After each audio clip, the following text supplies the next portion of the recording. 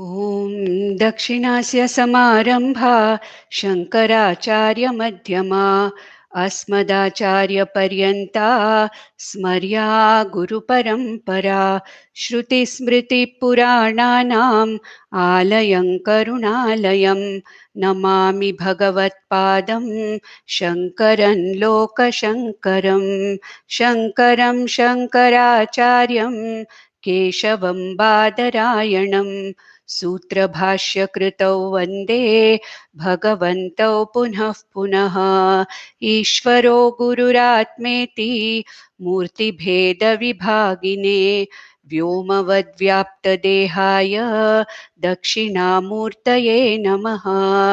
परिज्ञानाश्रम श्रीगुरुशङ्कर परिज्ञानाश्रम शङ्कर सद्गुरु केशववामन कृष्ण पाण्डुरङ्ग आनन्द परिज्ञान गुरु सद्यो जात शङ्कर सद्गुरु गुरुर्ब्रह्मा गुरुर्विष्णु गुरुर्देवो महेश्वरः गुरुः साक्षात् परब्रह्म तस्मै श्रीगुरवे नमः। ॐ सहनाववतु सहनौ भुनक्तु सह वीर्यङ्करवावहै तेजस्विनावधीतमस्तु मा विद्विषावहै। ॐ शान्ति शान्ति शान्तिः। पार्थाय प्रतिबोधितां भगवता नारायणेन स्वयं व्यासेन ग्रथितां पुराणमुनिना मध्ये महाभारतम् अद्वैतामृतवर्षिणीं भगवतीम् अष्टादशाध्यायिनीम् अम्ब त्वामनुसन्दधामि भगवद्गीते भवद्वेषिणीम् यं ब्रह्मा वरुणेन्द्ररुद्रमरुतः स्तुन्वन्ति दिव्यैस्तवैः वेदैः साङ्गपदक्रमोपनिषदैः गायन्ति यं सामगाः ध्यानावस्थिततद्गतेन मनसा पश्यन्ति यं योगिनः यस्यान्तं न विदुः सुरासुरगणाः देवाय तस्मै नमः। In the last session we saw Krishna asking Arjuna to have a vyavasayatmika buddhi. Now let me explain this a little more clearly, because there are likely to be certain doubts as far as this vyavasayatmika buddhi is concerned. Vyavasayatmika buddhi means a clarity with respect to what is it that I want in life. Now there are 4 purusharthas or 4 human pursuits.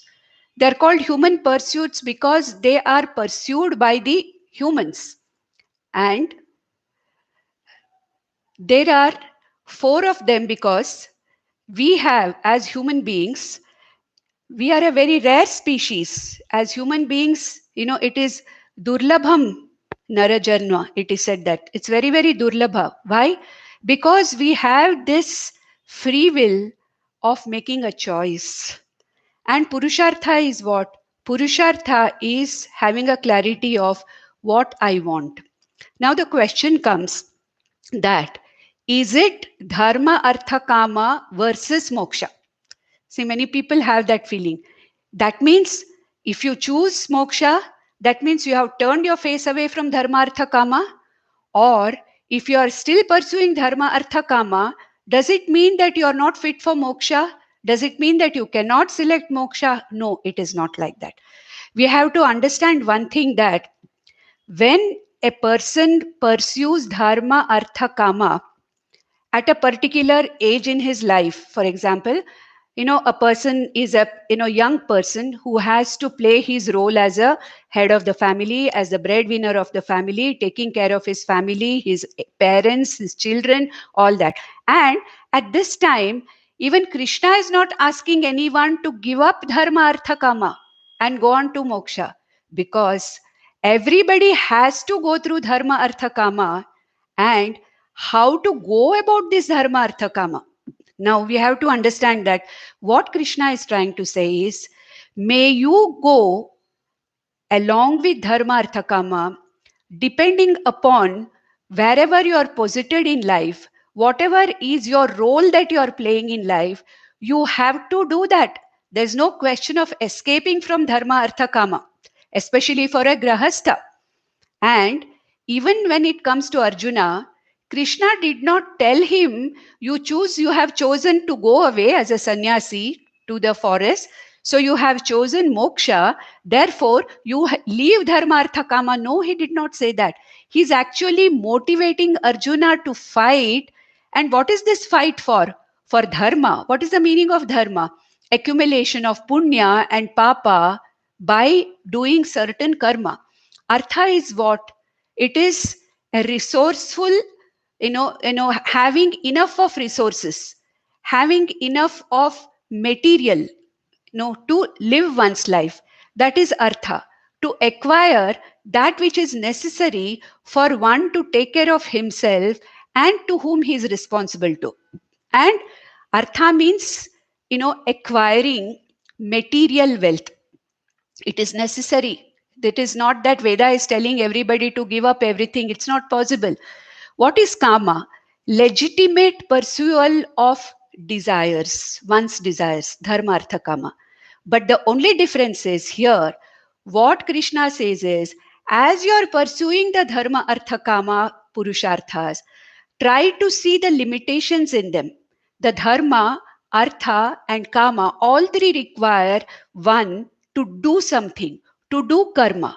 And when you do karma, the karma binds you. Whatever is the karma that is necessary to pursue dharma, artha, and kama, that karma will bind you. And when you're doing it with an attitude of purely accumulating dharma, artha, kama, then the karma phala also binds you. So, what Krishna is telling is, by all means pursue dharma, artha, kama, but pursue it with a vyavasayatmika buddhi of being a karma yogi. And when you're a karma yogi, what happens? Whatever work you're doing, whatever karma you're doing, in accumulating, in acquiring dharma, that is punya, artha, material security, and kama, legitimate, fulfillment of one's desires. How are you doing it?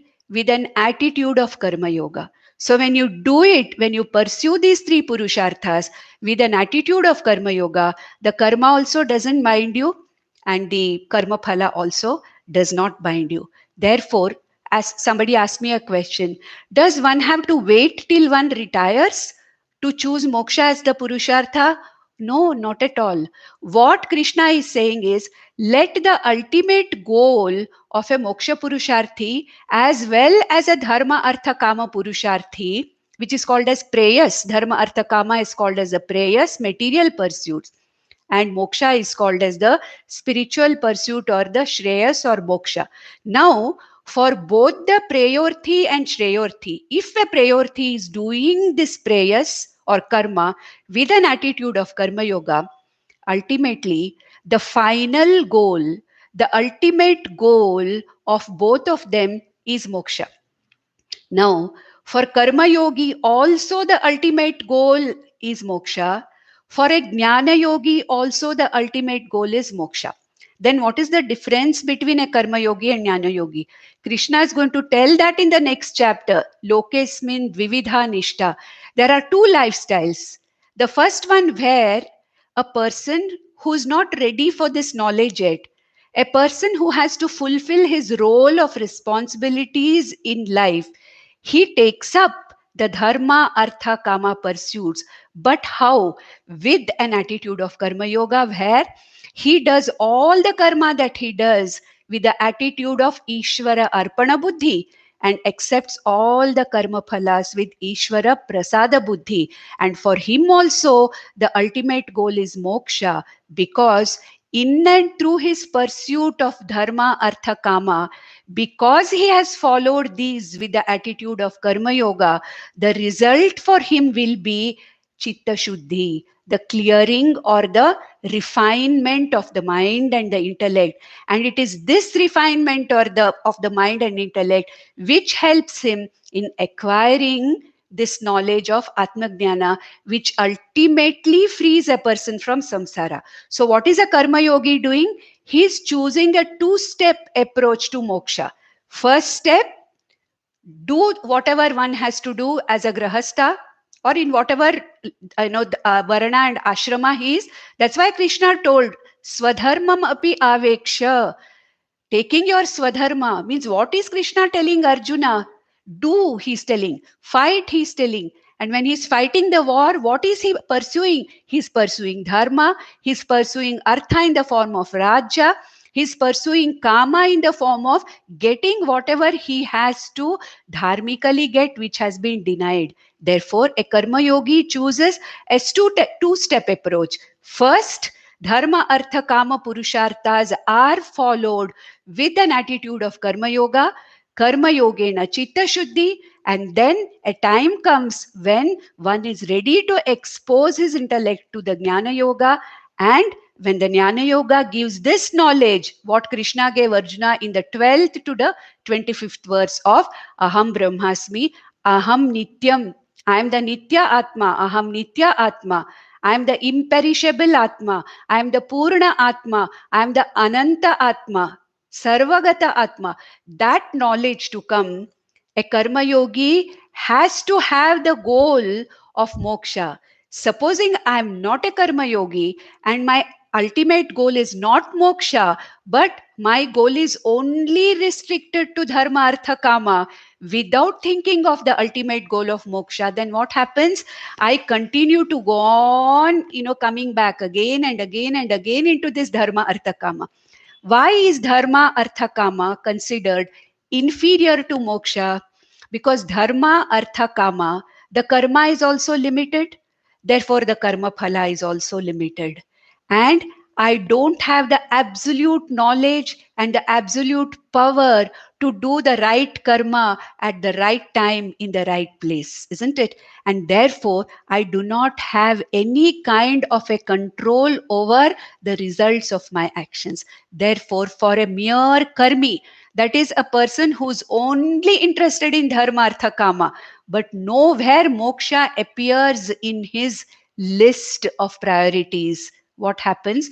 He gets stuck with limited karma, with limited results, with limited, ultimately coming back again and again and again into this samsara.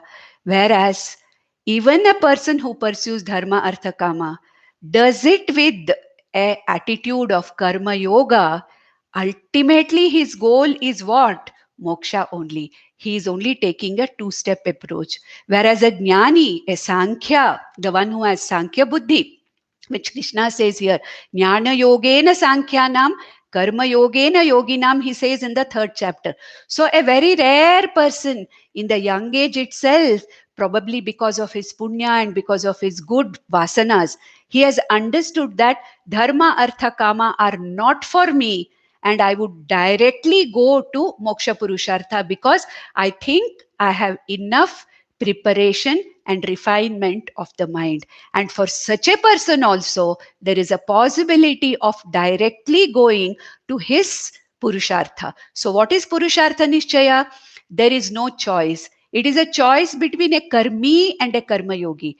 The karma yogi's ultimate goal also is moksha, and jnana yogi's ultimate goal also is moksha, but the karma yogi chooses an attitude of karma yoga to pass through dharma, artha, kama, purusharthas, clear his mind, purify his mind, chitta shuddhi, and then goes to the knowledge. Here, what he's talking, Arjuna, Krishna, is that a person who has absolutely no priority of moksha any time in his life, not immediately. A person is existing only for dharma, artha, kama. For such a person, he says that such a person has a avyavasayatmika buddhi. That means this person has not really understood the purpose of his life. Therefore, I have met so many youngsters. Just recently, yesterday, I met a very young man, very actively in his work. He says that you know, after getting exposed to Bhagavad Gita, he says that I am so much more productive. I am so much more able to contribute in a better way, and I'm able to deal with the results of my action in such a, so much of a, more equanimity. And it has really worked for me. Though I am pursuing dharma, artha, kama, it has a deeper meaning for me. And mind you, this I have heard from many of the youngsters, many of the people who are actively involved in their professions, actively involved in their family lives, and they say that it has helped us a lot. And this person who attends these classes regularly went out of the way to tell me, I'm so happy that I'm listening to this. There's so much change in the attitude with which I'm doing I'm pursuing. So as one mom asked me the question, sir, you don't have to wait, sir, to retire to come to Bhagavad Gita. And the earliest is the best. The earlier you come to Bhagavad Gita, the earlier you become a karma yogi and understand the meaning of karma yoga, you know, you are a better grahastha, and you have a better chance of understanding what Vedanta is telling later, probably. Because Vedanta pursuit is not something which happens in months or years. It takes lives and lives. And the earlier we start, the better it is for us, because we would have gone that much far. That is why Krishna said in the previous verse, that he said, what did he say? Swalpam api asya dharmasya trayate mahato bhayat. So karma can go waste. Karma can just disappear. Karma phala may not accrue. Your entire, karma effort may get wasted, but karma phala never gets wasted. Even if a little bit of karma phala, it has taught you something, it has made you wiser, it has helped you to prepare yourself better for whatever life you are leading, and it has helped you better to prepare yourself for that ultimate goal called as moksha. This is purushartha, and this is vyavasayatmika buddhi. This is what is called as purushartha nishchaya. I am very clear. Now I am a grahastha. I am responsible. I have to do my work. I have to do well in my job. I have to accumulate. I have to acquire material security. I have to fulfill my kamas, my desires in a very, very dharmic way. And now I'm going to be a karma yogi, but my ultimate goal is moksha. And through karma yoga, I'm going to go through the chitta shuddhi, which Krishna has promised. And then ultimately, my goal will be that of Atmajnanam. I hope we have clearly understood what is the meaning of Vyavasayatmika Buddhi Eka Iha Kurunandana. That's why he's asking Arjuna to be a karma yogi now. See, when Arjuna keeps on asking, what is more, beneficial to me? Should I do karma yoga or should I go to jnana yoga? Every time Krishna says, no, Arjuna, you have to be a karma yogi now. You can't escape from karma, because this is the time you have to do the karma. And karma involves dharma, artha, kama, purusharthas. You cannot go away from that. But the way you do these things, that changes your life completely. So let all the young people, who are getting exposed to Bhagavad Gita, who are wanting to study Bhagavad Gita. Bhagavad Gita is a moksha shastra, no doubt about it. But it never asks one to give up everything. It includes dharma, artha, and kama in moksha. It does not separate the dharma, artha, and kama from moksha. This is what we have to understand. And last time, we were in the 45th verse, where Krishna said, let us read that again. Traigunya Vishaya Vedaha Nistraigунयो Bhavarjuna Nirdvandvo Nitya Sattvasthaha Niryogakshema Atmavan.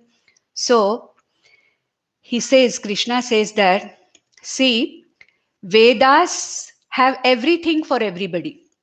Vedas talk about moksha, Vedas talk about upasana, Vedas talk about karma, Vedas talk about means and ends, means for one to attain anything that one wants.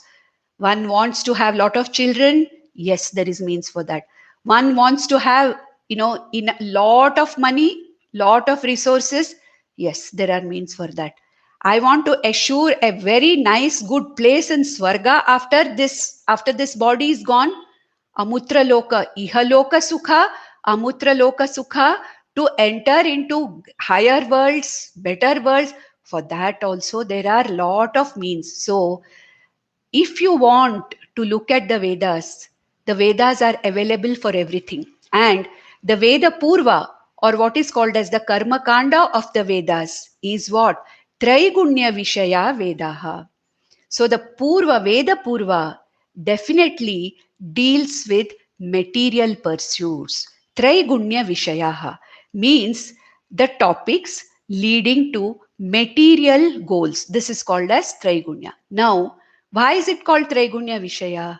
Dharma Artha Kamas again. To pursue any of these, one has to do karma. And one does karma, one has to become rajasic while doing karma. Some of the karmas may be tamasic karmas, some of the karmas may be sattvic karmas. So whenever I do any karma, it involves all the three gunas, and depending upon the type of karma, it involves a predominance of one guna or the other. Therefore, when Krishna says Vedaha Traigunya Vishaya, Traigunya Vishaya Vedaha means that there are portions in the Vedas, like the Veda Purva, which deal with material pursuits in life. And this portion of the Veda tells us how can one dharmically attain one's desires, kamas, in a dharmic way, in a proper way, so that I get whatever I am looking for. This is the subject matter of Vedas. Which part of Vedas? It is the Veda Purva. And if I want moksha as my purushartha, and now I want jnana rather than karma, then Vedanta is there. But directly going to Vedanta is not going to help me. I told you last time that only after Chitta Shuddhi and Chitta Naischalyam, Vedanta will be useful.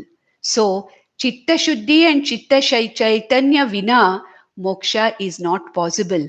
And when you have the Chitta Shuddhi by Karma Yoga, Chitta Naischalyam means the capacity to focus and concentrate by Upasana Yoga. If I don't go to Jnana Yoga, then it is my sadhana is incomplete.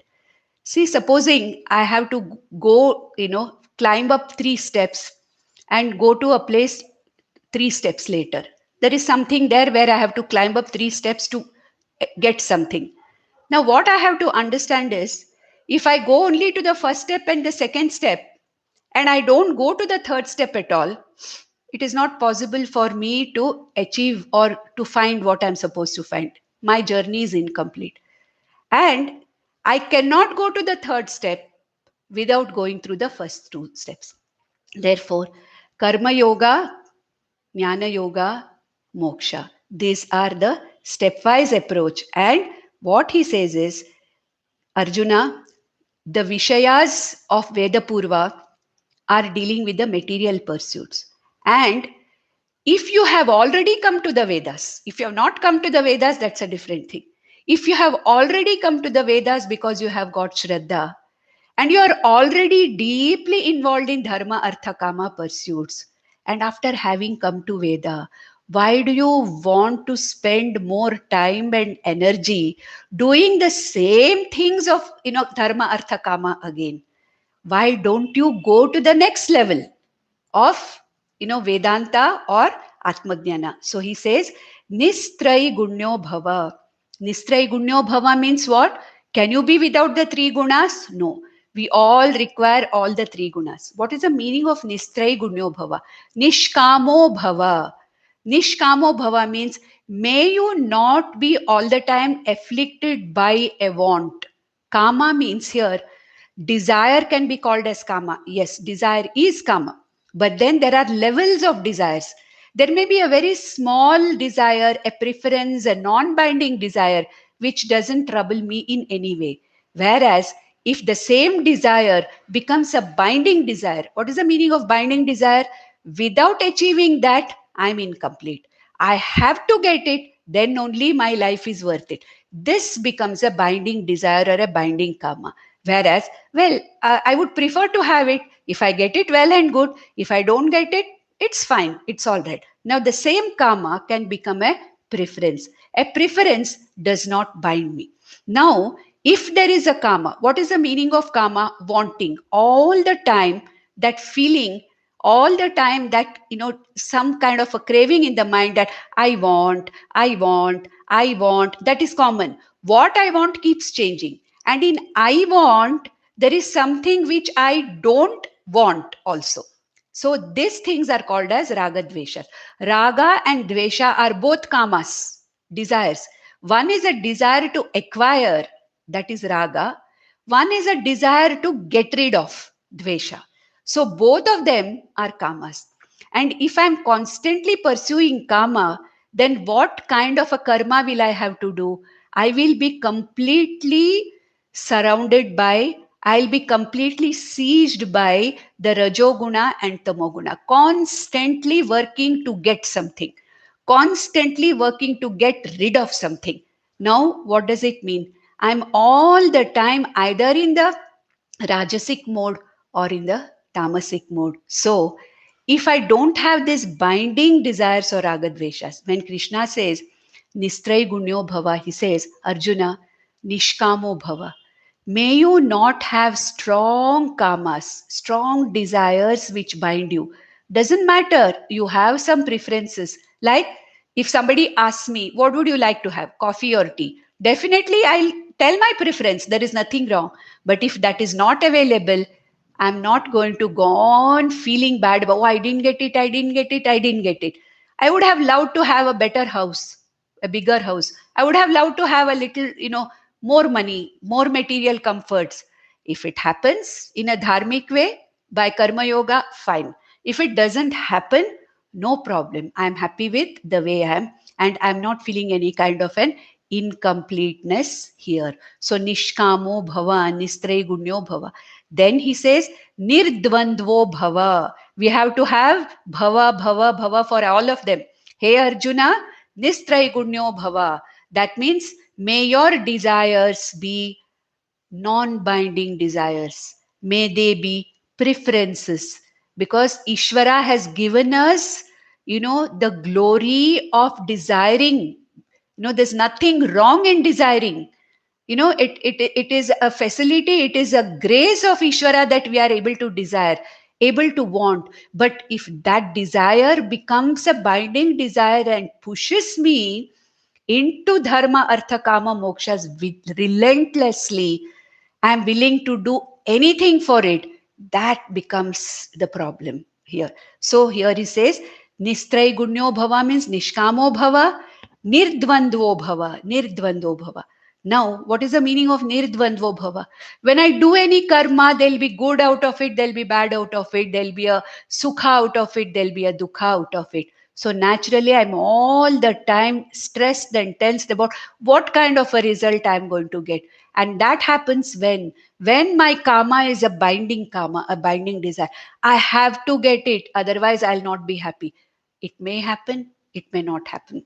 It may not happen the way I want. Therefore, if the things don't happen the way I want, it is possible that it may be in this extreme or in that particular extreme. And I'll be swayed from this extreme to that extreme if my desires, if my karma, if my ragadveshas are binding ragadveshas. What is the meaning of binding? They bind me, they pull me into doing what they want. That should not be that. The entire Karma Yoga, the entire Bhagavad Gita, if Krishna is trying to say anything to Arjuna and to others, it is management of ragadveshas. What is Karma Yoga? Management of ragadveshas.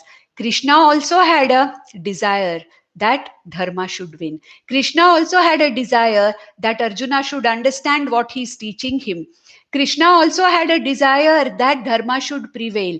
Krishna also felt that these people should get what is rightfully theirs.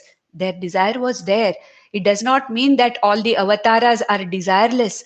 They also have a desire. Their desire may be at a higher level. It is for loka kalyana. It is for the good of the whole universe. But for me, it may be a very, very selfish, you know, kama only for myself. So now what Krishna says is nirdvandvo bhava means may you not come under the sway of the polar opposites. We have seen that earlier. Matra sparshastu kaunteya shitoshna sukha dukkhada agama payino anityaha tan titikshasva bharata. We saw that, isn't it? Wherever you are now, whatever action you are doing, whatever karma you are doing, since you don't have a total control, you don't have the absolute power, whatever you do can go from this extreme to this extreme, and the result of my action could be from anywhere here to anywhere here. Dvandvas are there, but then I don't get swayed by the dvandvas. What is the meaning of swayed by the dvandvas? Whatever may be the result, the dvandvas, I don't, get, I don't feel less, or I don't feel inferior by that. I don't feel that, I have lost. There's no question of loss, but I see it as a limitation. You see, when you see something as a limitation, there is a scope for improvement. You don't blame yourself that you're a failure. No result is taken as a failure in Karma Yoga. That is Karma Yoga. Karma Yoga only tells me accept whatever comes without coming under the sway of the Dvandvas. That means I don't name anything as a success or as a failure. What do I look at it as? I look at all the results with their limitations. And when I'm able to see the limitations, then I am able to see them absolutely objectively. This is the limitation of my action because of which this result has accrued. Therefore, there is a scope in improvement the next time I do a similar job. A karma yogi always learns. A karma yogi always has a scope for improvement because he's not swayed by the dvandvas. Whereas a karmi who's fully involved in only dharma artha kama, who does not have the attitude of karma yoga, will always feel that he is successful or he is a failure. And if it is a failure, it takes him to the other end. He never sees anything. He always gets completely swayed by the dvandvas. So here Krishna says, nirdvandvo bhava. That means those which are the reasons for sukha and dukkha, the two opposites, may you not get swayed by them. Then nitya sattvastho bhava, nitya sattvastha bhava. That means what? May you do your actions as much as possible abiding in the sattvika buddhi.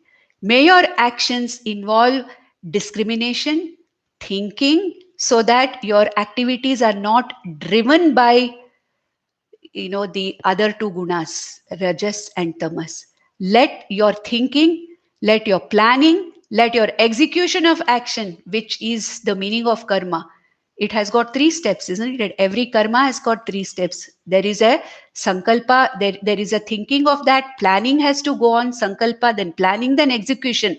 When all these things are done, may your buddhi be as much sattvic as possible, and you are not swayed by rajas and tamas. And niryoga kshemo bhava. Niryoga kshema.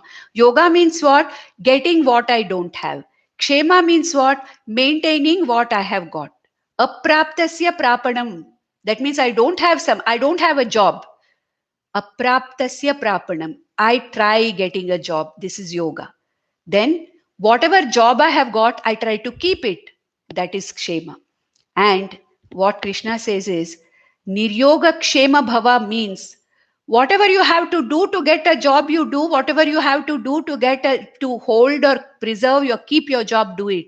But don't get completely swayed by them. And let Yoga Kshema be a preference and not a very strong desire. Atmavan Bhava. Atmavan here means let the buddhi, the body mind sense complex, be under your control so that you are guided by the sattva guna and not by the raja and tamoguna. I never knew what I did. I was completely swayed by anger. I was completely swayed by desire. So I don't know what I did, why I did that. We see that happening. So he says, Atmavan Bhava means may you be a integrated person. May you, be in control of yourself. Let ragadveshas, that is kama, let the dvandvas and the gunas not take you away from the attitude of karma yoga. These four, nistraigunyo bhava, nirdvandvo bhava, nitya sattvasto bhava, niryogakshemo bhava, atmavan bhava. These are the 5 characteristics of a karma yogi. And may you try to develop these characters while pursuing dharma, artha, kama. Very clear. Okay, no, our Vedas don't tell us that every one of us should take sannyasa. No. Okay, wherever you are, you do what you have to do, but do it with this attitude. This is the central teaching of Bhagavad Gita, which will come further in all the future sections. Here he is only talking about karma yoga. He is not yet gone to what is karma yoga. And in the next verse, he says, what is the result of such a karma yoga attitude? Ultimately, this karma yogi gets that knowledge whenever it has to come to him. And when he gets this knowledge and assimilates knowledge, what knowledge? Aham Brahmasmiti, Atmajnana, when he assimilates, then what is his situation? How does he look at the whole world? An example is given. Yavanartha udapane सर्वतः सम्प्लुतोदके तावान् सर्वेषु वेदेषु ब्राह्मणस्य विजानतः. 46th verse, this one.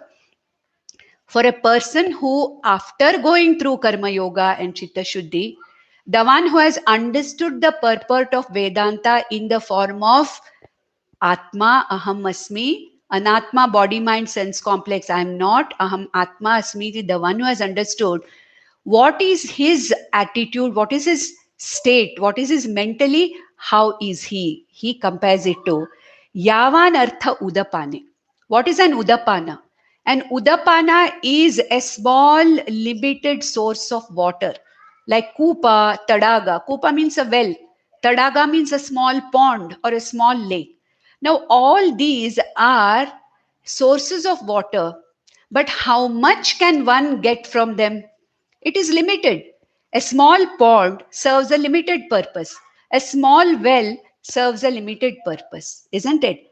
But supposing there is lot of rain and there is water everywhere and all the ponds and all the wells are completely flooded and no well and pond you can see, there is nothing but sheets of water. At that time, will I go searching for a pond or a well? See, in summers, in some of the rivers which are not perennial rivers, but those which depend on monsoon, in some villages, what they do is in summer, when the river has evaporated, it's not there, they dig, about 10 feet, 20 feet ponds in the river bed, and the water comes up in them and they use it for whatever their purpose. In the villages, they use it for washing clothes, vessels, bath, everything they use. They may even build some wells, small wells, about 20 feet, 30 feet, and water comes very fast because it's a river bed. But the very same people will not go searching for that well or for that pond when the rains have started, when the river is in full flow, sarvatah samplutodake, when there is water everywhere. Do you go looking for a pond or a well? No. So what he says is that artha or that purpose which can be served by a limited means of dharma, artha, kama is fulfilled in a jnani by that very moksha itself. Therefore, moksha purushartha includes all the 3 purusharthas. That is why dharma, artha, kama, moksha. Moksha is, said at the end because moksha purushartha is an inclusive purushartha. Whereas dharma, artha, kama, they are mutually inclusive among themselves. Without moksha purushartha, you can have dharma, artha, kama, you can pursue. But then when you have moksha purushartha and when you have achieved that moksha purushartha, moksha, the dharma, artha and kama have been completely as though realized. So moksha purushartha includes all the 3. And so he says that whatever is the use of a limited body of water like a well or a small pond, for a person who is seeing water everywhere, what is the use of that limited water of pond or well? Similarly, the one who sees himself as the Atma everywhere, Sarvagataha, Nitya, Sthanu, Achala, Sanatana Atma, why does he bother about the small means and ends which can be got by dharma artha kama? So the ends or the phalas that are got by the dharma artha kama are literally like limited sources of water given by these things. So he says tan sarveshu vedeshu brahmanasya vijanatah.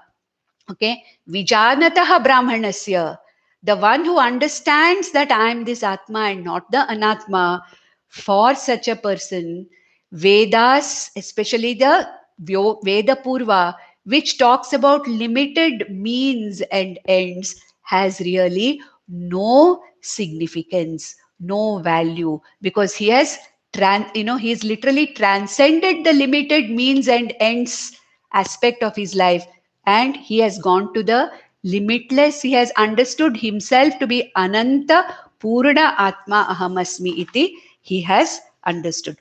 All this time, all these things will be explained later.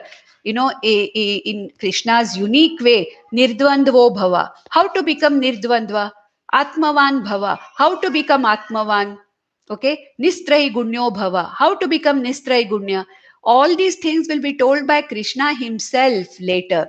Now, this ends that general view of what Karma Yoga is, that is about Karma Yoga. Now, Krishna comes to the most important verses of Karma Yoga, that is the 47th to the 50th verse.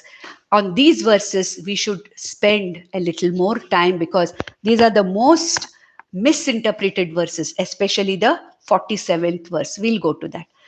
कर्मण्येवाधिकारस्ते मा फलेषु कदाचन मा कर्मफलहेतुर्भूः मा ते सङ्गोऽस्त्वकर्मणि. The meaning of this is, it is always misinterpreted by many people. What they say is, karmanyeva adhikarahate. That means you can only do karma. Don't expect any results of actions. This is the common interpretation. Only do your karma. Don't expect any results from your action. It is not like that. The meaning of this is not don't expect. See, nobody can do a karma without expecting something out of it. It is said that prayojanam anuddishya murkhaha hapi na pravartate. Even a murkha will not do something without knowing the prayojanam. I gave you the example of Krishna. I gave you the example. I mean, we can take any, avatara example. Ultimately, all of them had some expectation, correct? So it is not possible for us to do any action without expectation. It is absolutely human, it is absolutely normal to expect something and do an action. Then what is the real meaning of it? What is really meant by karmanyeva adhikarahate? What Krishna says is, how do we know what Krishna says? We learn it from Bhagwan's Shankaracharya's Bhashya. It is the Bhashya which tells us what is the real meaning of these things. Now, what is the meaning? Karmani eva adhikarahate. Hey Arjuna, you have got a choice only regarding what you can do. You have a free will which you can use and exercise your choice only with regard to doing an action. Now, I can do an action, I need not do an action, I can do an action in a different way. Isn't it? I have that choice. Kartum va, akartum va, anyatha kartum va, I have got the choice. Now, a particular task is given to me. I can do it. I need not do it. I can do it in some other way. Somebody else can do it in some other way. So, I have a choice as to whether I need to do the karma or not and how I go about it. Because doing the action is, in my control. I have the free will to do the action. Even that, how much control I have, let us not talk about it now. The free will I can exercise in doing karma, that is, I have a choice towards doing the karma. Ma phaleshu kadachana, what does it mean? It does not mean don't expect any phalas. It means, Arjuna, you have no choice regarding what comes to you as a phala. Now, what is a karma phala? Whatever action I do gets processed and comes back as a reaction. Action, reaction. That reaction which comes back to me for every action of mine is nothing but, an action which has gone through changes, a modified karma which comes back to me in a modified form, in a changed form, is called as karma phala. Now, the karma phala depends on what? What are the variables which are there which modify my action and give me back the reaction as a karma phala? My doing the action is only what I have, my variable. Once the action has been executed, hundreds of variables are there which modify that action when it comes back to me in the form of a karma phala. Now, when that happens, if I have an expectation, doesn't matter. But then when I get the result, I have to understand that I should not be swayed. I have to understand that there are multiple variants, there are multiple variables which are dealing with the action that I have executed. I have done my action to the best of my ability. I had a choice in doing this action in this particular way. But what all variables are there which are going to modify the action, and the karma phala comes back to me. Therefore, I am only a contributor to the karma phala. I am not a controller of karma phala. For example, I'll tell you, we go to vote. My vote is only a contributory factor to the final winning. I cannot say my vote is useless. No, certainly it contributes to the final result. But my vote does not control the final result. You understand this, what I'm saying? So, when you say ma phaleshu kadachana, it doesn't mean don't expect any results. I have a choice and free will as far as doing the action is concerned. I can expect also what I want, but the reaction or that which comes back to me as karma phala need not be what I want. It may be exactly what I want if I am, lucky at that time. It may be less than what I want. It may be more than what I want. It may be exactly opposite to what I want. And it may be something very different from what I have wanted. Five things can happen in a karma phala. Okay. I have an expectation that when I do this, this has to happen. I am expecting X result. I have done ABC job. I want an X result. But when the result comes, if I'm very lucky, lucky means what? If I have got the grace and everything, if I'm in the right place at the right time and I have done the right karma, I'm expecting result X, my result may be X. But it is not always so. The result that I may get may be X minus something. It may be minus X. It may be X plus. I may get more than what I want. It may be exactly opposite to what I want. I never realized I didn't want this, but this has happened, what I didn't want. Or in trying to get one result, I may get something else which is neither desired nor undesired, something which is turned up to be totally a surprise for me, a surprise result 5. All these are possible. Therefore, what Krishna says here is that when he said Nistray Gunyo Bhava, Nirdvandvo Bhava, Nishkamo Bhava, Atmavan Bhava, what is the meaning of that? Let me accept whatever karma phala comes to me with equanimity. It may not be what I want, doesn't matter. It may be less than what I want, then what has happened? It is limited. Why? I don't have total power. I don't have total knowledge. Therefore, what I do as karma to get the result X may not be always a complete action. My action can always be deficient in some way, which I don't even know in what way my action has been deficient. And there are so many variables which are processing this karma. And when I get back my result, there is no failure here. It may be X minus, but there is no failure. There is a limitation. There is a limitation in my karma. There is a limitation in karma phala.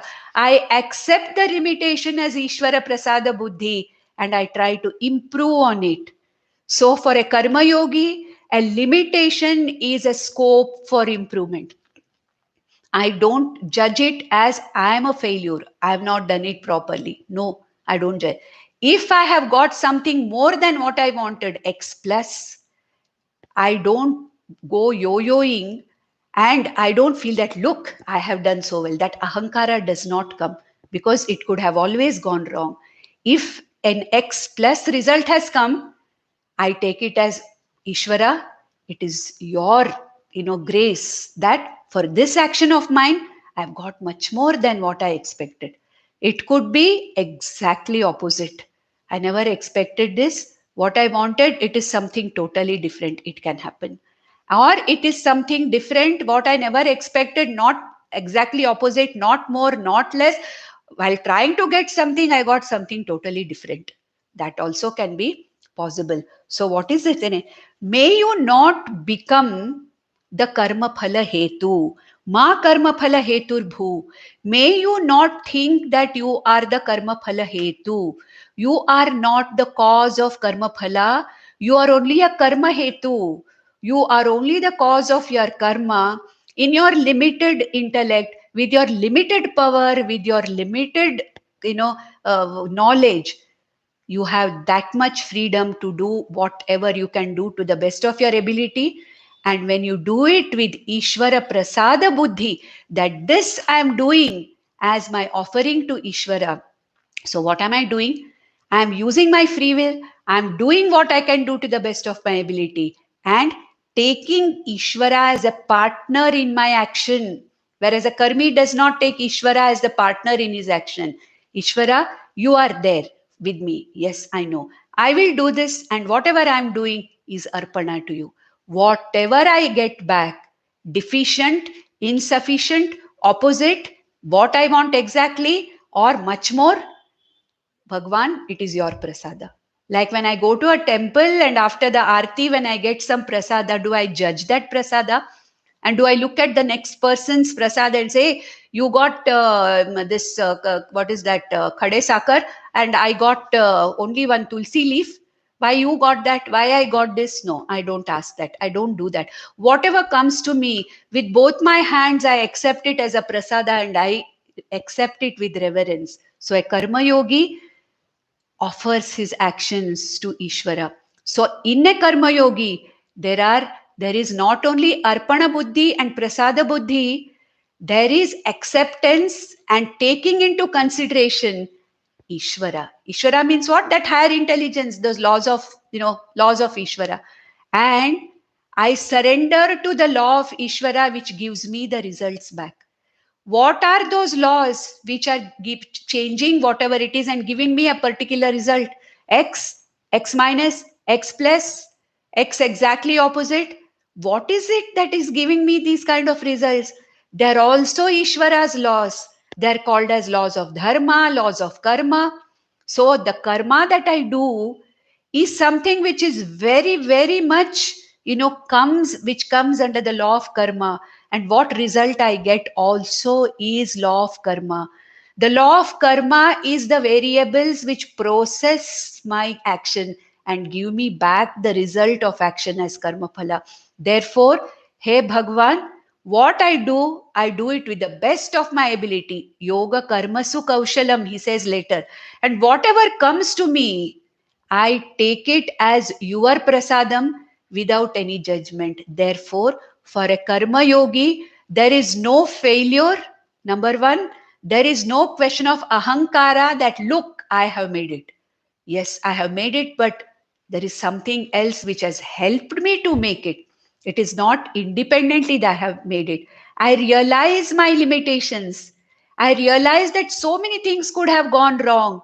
But then if things have not gone wrong, It is Ishvara's grace that has given me whatever result I have got. So, ma karma phala hetur bhu. At the same time, ma te sangostu akarmani. Just because I do not have any control or choice over the result of my karma, may you not sit without doing karma. See, Krishna is telling that. Okay. Let the result be anything. You expect the result. Yes, it is very, very valid for you to expect the result. If somebody tells you do karma without expecting the result, it is the worst misinterpretation of Bhagavad Gita's Karmanyavadhikaraste. No, Bhagwan is not telling not to expect. He says you have no control, you have no choice over the results of actions. Expect by all means. Have dreams, dream for big things, have expectations.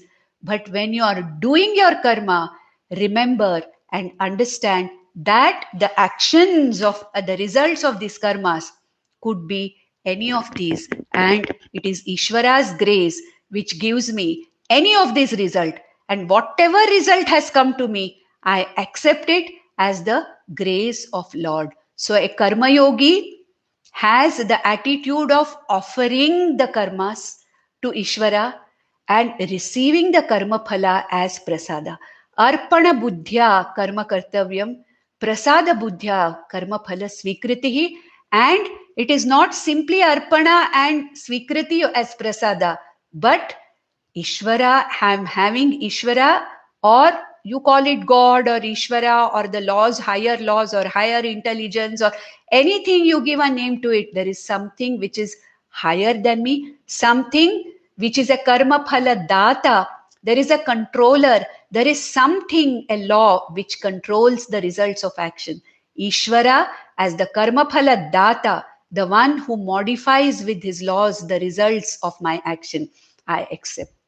I have no complaints. Therefore, for a karma yogi, karmani eva adhikarahate, you have a choice and control. You are only a contributor of the karma, but you are not the controller of the results of your actions. So, may you not bind yourself to the karma phala. May you not make yourself the hetu or the cause or the reason for karma phala. Once you have discharged your karma, once you have executed the karma with Ishwararpana Buddhi to the best of your intentions, your work is over. You expected something and did that. It is gone. It is over. There's nothing for me. I have to wait for the result to come. And whatever comes to me is prasada. Now, what have I done with this? Raga dveshas have become diluted, isn't it? I want this only. I will not tolerate something other than this. See, binding desires are gone. Raga dveshas are diluted. And the more and more and more I start doing this, even as a grahastha, even in the pursuit of dharma, artha, and kama, my actions become more refined, my attitude becomes more refined, my buddhi becomes more refined, and my goal, ultimate goal, dharma, artha, kama are only my limited what immediate goals, what you call immediate goals. But a karma yogi knows that my ultimate goal is moksha. Like a person traveling by train, so many stations are coming. Does he get down at every station? He does not. Because what? This ultimate goal that I have to get down at that station, that is his final thing. There is always, that buddhi of that ultimate goal. So even a karma yogi, he may be going through multiple intermediate goals, but his ultimate goal is jnanam or moksha.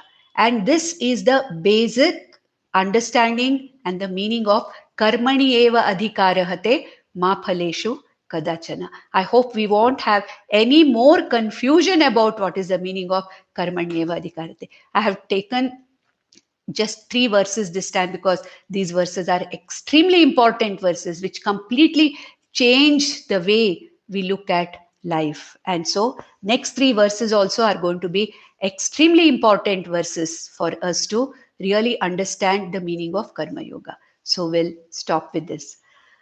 नन्दन्तु sadhaka सर्वे विनश्यन्तु विदूषकाः अवस्था शाम्भवी मेस्तु प्रसन्नोऽस्तु गुरुः सदा सर्वे भवन्तु सुखिनः सर्वे सन्तु निरामयाः सर्वे भद्राणि पश्यन्तु मा कश्चित् दुःखमाप्नुयात् ॐ शान्ति शान्ति शान्तिः ॐ नमो भगवते वासुदेवाय।